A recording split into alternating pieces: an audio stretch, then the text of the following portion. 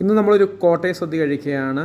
തൂശനിലയിട്ടു, സൈഡിൽ ഉപ്പ് വിളമ്പി, നാരങ്ങയും മാങ്ങയും ഇഞ്ചിയും അതുപോലെ തന്നെ പാവയ്ക്ക കിച്ചടിയും വിളമ്പി, ശർക്കര വരട്ടി, ഉപ്പേരി എല്ലാം വന്നു.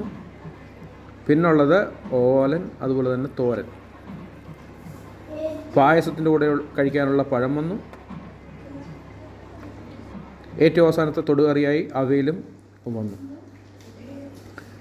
ഇനി ചോറിടണം.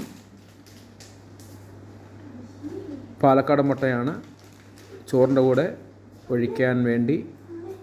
പരിപ്പാണുള്ളത്. ഇത് ചെറുപയർ പരിപ്പല്ല, തൂരപ്പരിപ്പിൻ്റെ പരിപ്പ് കൊണ്ടുണ്ടാക്കിയ പരിപ്പാണ്.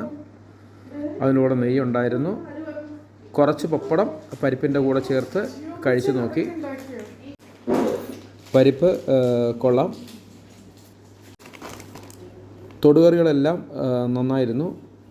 അതിനുശേഷം സാമ്പാർ വന്നു. സാമ്പാർ നല്ല സാമ്പാറാണ്. നമ്മൾ കറികളെല്ലാം കഴിച്ചു. അവസാനം അടപ്രഥമൻ വന്നു. അടപ്രഥമൻ കോട്ടയം, ആലപ്പുഴ, കൊല്ലം, തിരുവനന്തപുരം മാത്രമേ ഉള്ളൂ. എറണാകുളം വരുമ്പോഴത്തേക്ക് അത് പാലടയാവും. അവസാനം പച്ചമോരും വന്നു.